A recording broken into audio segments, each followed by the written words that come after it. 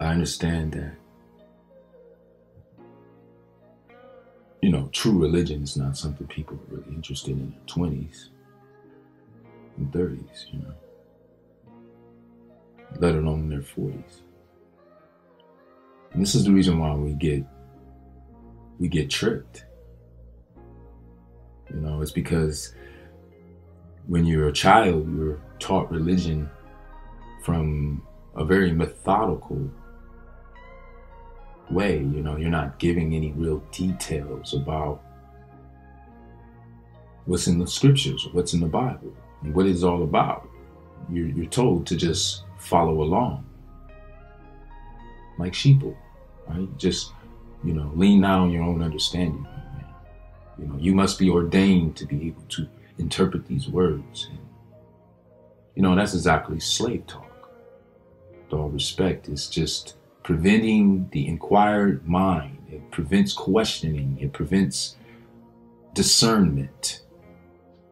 And this is exactly how you keep a people ignorant generation after generation. You forbid them from knowledge of themselves, knowledge of society, knowledge of the world, the real world. So they grow up in a delusion, worshiping Santa Claus, and don't even recognize how closely that is to Satan Claus. They just rearranged the word, the spelling. And so we raise our children Halloween, Santa Claus, and Saint Nick. And we don't even think about the origins or where this stuff come from, and that this is not our true religion. This is not our true worldview. This does not incorporate the knowledge of our ancestry. Matter of fact, this devalues our ancestry because your grandparents, your parents worked for these gifts, slaves for these gifts, saved for these gifts to give to you. And then you, the child, pay homage to a fat, rosy, fictitious character. So the child's praise goes towards, and their dreams and their notes, their wishes, aspirations goes towards this fictitious character. Easter bunnies. These pagan things that distract us from our true heritage, our culture, our ancestry, our descendants.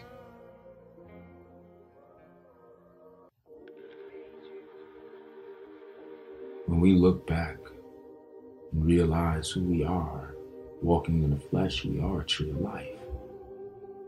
You are the tree of life.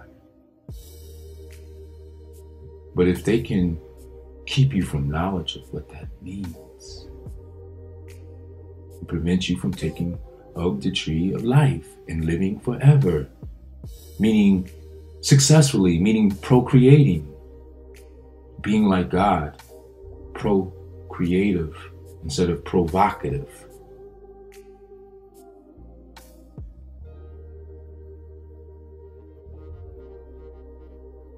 It's this movement to empower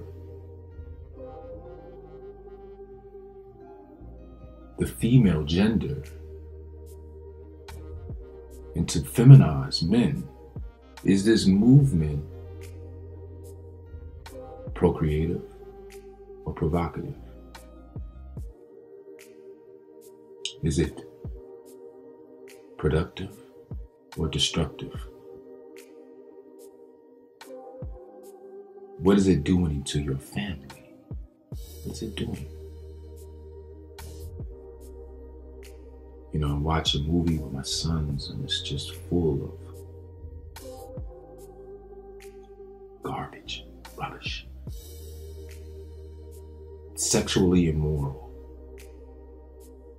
confusing our children in every situation possible. We can't even really, it's a very challenge to even raise our children. It's a military operation to raise our sons. And the opposition is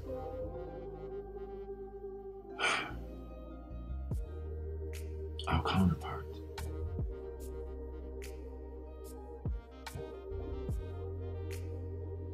We don't even know why. It's because we have been turned against each other. Because we have been, for too long, worshiping foreign gods and following false prophets.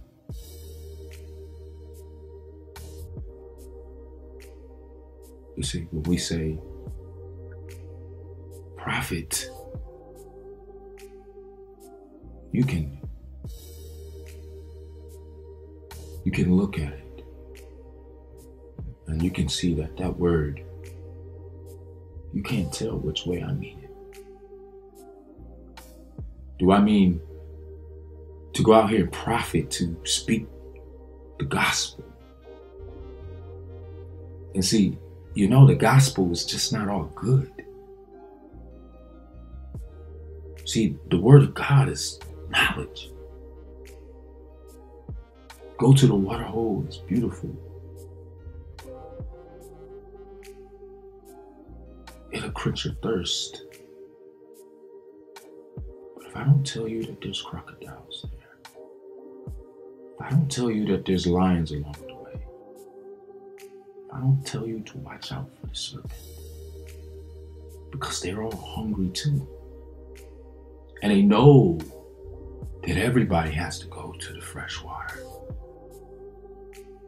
So those that are hungry lurk around at the places where people go to drink.